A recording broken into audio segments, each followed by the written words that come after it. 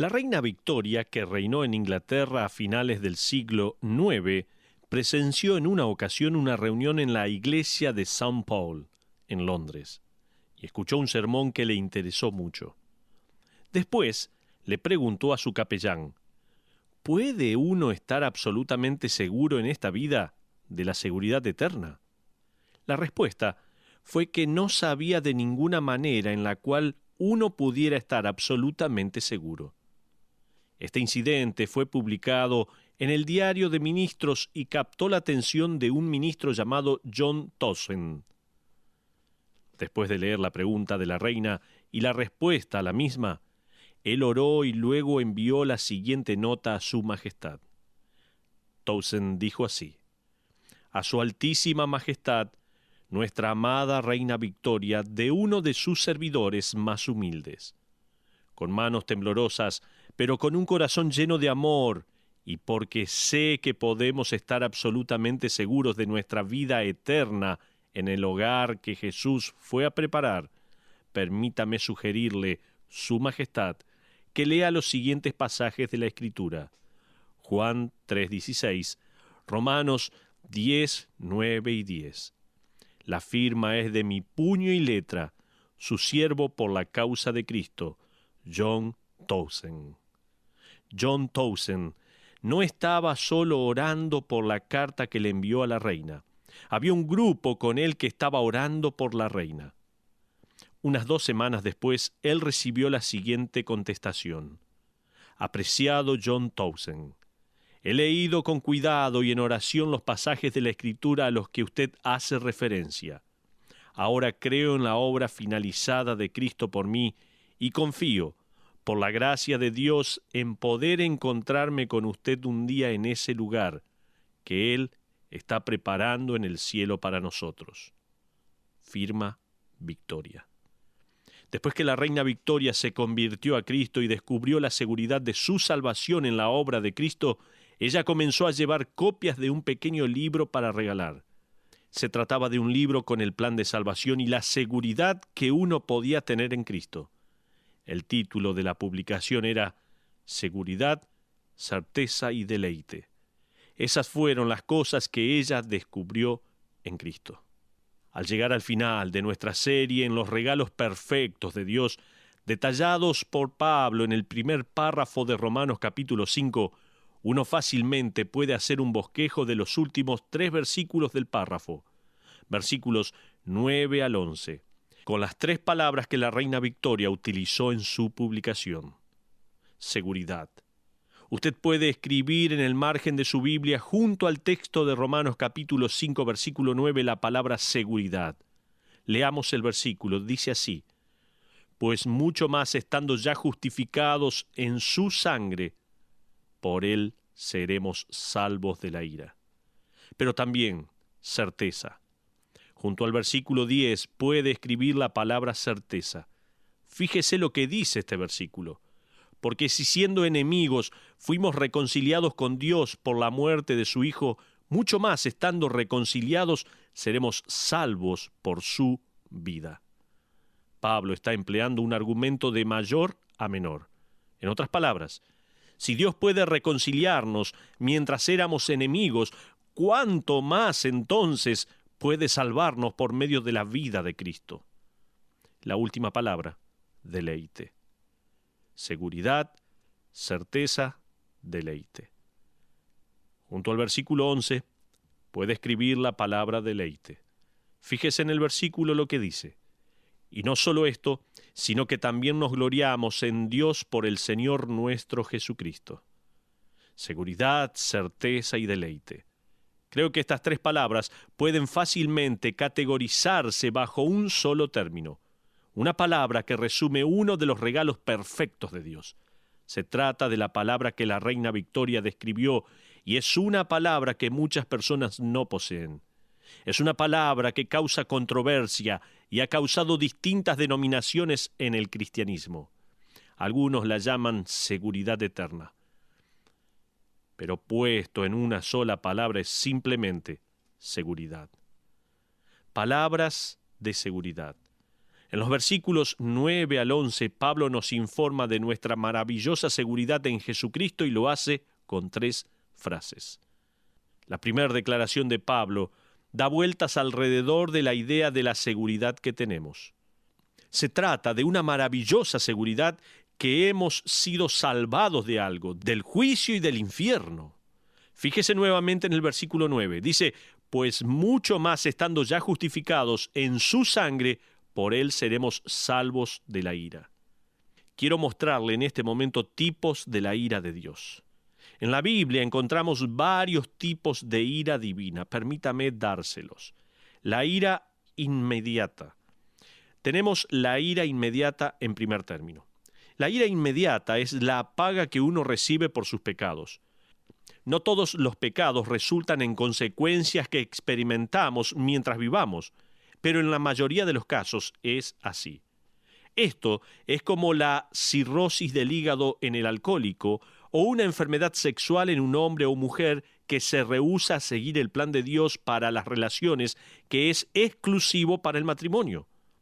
A eso agréguele el sinnúmero de problemas emocionales que son producto de hogares divididos, el estrés y la culpa que experimentan hombres y mujeres al ocultar infidelidades y vidas dobles. Los efectos de la codicia, la furia, la mentira y muchos otros pecados ejercen un alto precio en el cuerpo y en la mente del individuo. Salomón escribió en Proverbios capítulo 14, versículo 30, que la envidia es carcoma de los huesos. Este es el principio de sembrar pecado y cosechar la paga del pecado, su consecuencia que es la ira inmediata de Dios. Entonces tenemos la ira inmediata, pero también la ira final. En segundo lugar, no solo tenemos la ira inmediata, sino que está también la ira final de Dios. Se trata de la ira escatológica, o sea, la ira futura, prometida, que se exhibirá contra la humanidad incrédula durante la gran tribulación y el reinado del anticristo, y luego por medio de la pena y de la ira que experimentará el incrédulo en el infierno eterno. Esta es la ira de Dios a la que se refiere Pablo en Romanos capítulo 5, versículo 9. ¿Y qué promete ese versículo? Fíjese en la última parte del versículo. Por él seremos salvos de la ira. ¿Se dio cuenta que no dice esperamos ser salvos de la ira de Dios o nos gustaría pensar que seremos salvos de la ira de Dios por medio de Él? O no dice tampoco estamos haciendo lo máximo que podemos para salvarnos de la ira de Dios por medio de Él. No, Él dice por Él seremos salvos de la ira. ¿Por qué? Porque hemos sido justificados. Está en tiempo pasado. Seremos salvos en el tiempo futuro de la ira de Dios. Estamos seguros en este momento. La palabra traducida seremos salvos es lo que los estudiantes de griego llaman futuro temporal. O sea, es algo que uno tiene en este momento ahora y es algo que uno va a experimentar en su plenitud más adelante. ¿Estamos seguros? Pero no solamente queremos hablar de la seguridad de la salvación, sino también de la certeza de salvación por medio de Jesucristo. La segunda palabra es certeza. No solo hemos sido salvos de algo, sino que hemos sido salvos por alguien. Fíjese nuevamente, por favor, conmigo en el versículo 10. ¿Qué dice allí la palabra de Dios? Dice así: porque si siendo enemigos fuimos reconciliados con Dios por la muerte de su Hijo, mucho más estando reconciliados seremos salvos por su vida. Fíjese que en este versículo se nos dice que algo sucedió a causa de la muerte de Cristo y que algo sucedió a causa de la vida de Cristo. Vamos a leerlo nuevamente. Fuimos reconciliados con Dios por la muerte de su Hijo, mucho más, estando reconciliados, seremos salvos por su vida. La salvación tiene que ver con la muerte y resurrección de Cristo. Todo tiene que ver con Cristo. Gloria a Dios. La Biblia dice en Hebreos capítulo 7, versículos 24 y 25 de esta manera: mas por cuanto permanece para siempre, tiene un sacerdocio inmutable, por lo cual puede también salvar perpetuamente a los que por él se acercan a Dios, viviendo siempre para interceder por ellos. En otras palabras, fuimos salvados por Cristo, el Cordero de Dios que murió, seguimos siendo salvos, nos mantiene salvos por Cristo, quien vive para representarnos. El apóstol Juan, escribiéndole a los creyentes, dijo lo mismo en Primera de Juan capítulo 2, versículo 1, en su parte final. Estas cosas os escribo para que no pequéis, y si alguno hubiere pecado, abogado tenemos para con el Padre a Jesucristo el justo. La persona que cree que de alguna manera puede perder la salvación, solo está comprendiendo un lado, una cara de la redención. La muerte de Cristo nos ha redimido, pero la vida de Cristo nos preserva. Nosotros podemos llegar a la mesa del Señor con una sonrisa. ¿Por qué? Porque su muerte garantiza nuestra redención y su resurrección de los muertos garantiza nuestra glorificación. Somos salvos por su muerte, su vida nos mantiene salvos. Entonces, vimos que somos salvos de algo y por alguien. Pero también, no solo hay seguridad, no solo hay certeza, sino también deleite. El deleite de la salvación con un propósito. La última palabra que la reina Victoria compartía con otros es la palabra deleite, o sea, hemos sido salvados para algo. Fíjese nuevamente en el versículo 11. Dice allí la Biblia, y no solo esto, sino que también nos gloriamos en Dios por el Señor nuestro Jesucristo, por quien hemos recibido ahora la reconciliación. El regocijarse en Dios es la actividad más grandiosa de todas. ¿Cuál es el propósito supremo del hombre? El Catequismo Breve de Westminster dice que el propósito final del hombre es el de glorificar a Dios y deleitarse para siempre en Él. Ahora, ¿está usted deleitándose en Dios? Pablo va a recordarle que cuando usted fue salvo de sus pecados, de la paga de ellos, ha sido salvo para alabanza de su Salvador. ¿Entiende esto? Hemos sido salvos de la ira de Dios. Hemos sido salvos para alabar a Dios nuestro Salvador. Y lo exaltamos con una adoración ferviente. Gloria a Dios por esto. Oh, que nuestra ciudad se haga eco del sonido de nuestra alabanza, como la ciudad de Éfeso, que fue sacudida con el cantar de alabanzas a su falsa diosa.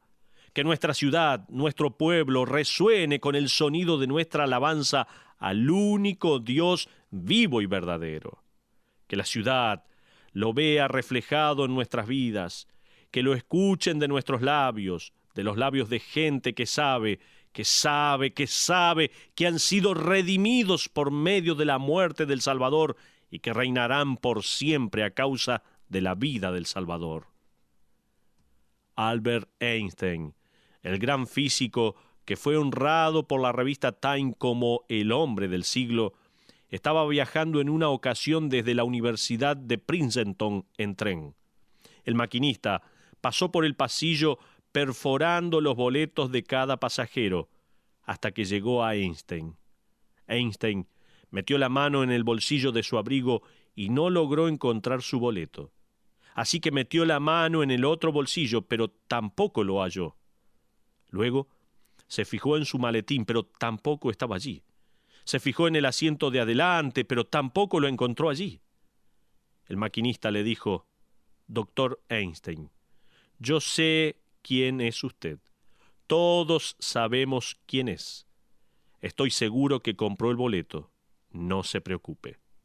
Einstein asintió con la cabeza, pero no pareció haber quedado tranquilo.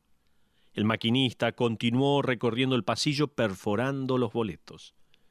Cuando se prestaba a pasar al próximo vagón, volteó a ver y vio al brillante físico cabeza abajo observando debajo de su asiento. El hombre se acercó rápidamente a Einstein y le dijo, «Doctor Einstein, no se preocupe. Sé quién es usted. Usted no necesita un boleto. no hay problema. Einstein lo miró y le dijo: joven, el problema no es si usted sabe o no quién soy. El problema es que no recuerdo a dónde voy. Este era el problema. Este es su boleto, amigo y hermano. Pablo nos ha recordado quiénes somos, a dónde estuvimos y dónde vamos. Imagíneselo a la luz de esto. Me pregunto, ¿podemos hacer algo menos de lo que Pablo dice al final del párrafo? Dice así: también nos gloriamos en Dios. Eso significa gloriarse con un deleite apasionado y con fervor. Alabamos a Dios por medio de Cristo, nuestro libertador y nuestro Dios. Amigos, usted ha sido salvado de un lugar. No se olvide de eso, por favor. Usted ha sido salvo por alguien. No lo olvide.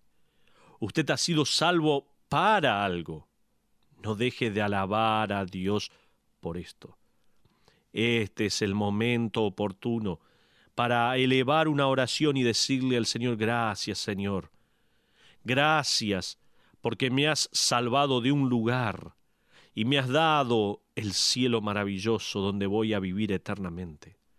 Gracias por nuestro amado y bendito Salvador, el Señor Jesucristo, por quien fuimos salvos. Y gracias porque podemos ser salvos para adorarte y alabarte. Y eso es lo que surge de cada uno de nuestros corazones. Eleve una oración a Dios. Allí, en este momento, dígale al Señor: Señor, gracias. Gracias por la salvación eterna que tengo y porque no hay nada en mí que me lo asegure, sino que está todo dependiendo de ti. Te alabo, Señor. Gracias, Señor, por darme esto tan pero tan maravilloso. Tal vez usted nunca le agradeció al Señor por su salvación. Este es el momento. No deje pasar esta oportunidad sin cerrar sus ojos, tal vez sin elevar una mirada al cielo y decirle: gracias, Señor, gracias por la salvación que me has brindado. Hágalo. No deje pasar esta oportunidad. Le espero para que juntos podamos seguir escudriñando la maravillosa palabra de Dios en este libro apasionante de Romanos, aquí, en Sabiduría para el Corazón. Que Dios le bendiga ricamente.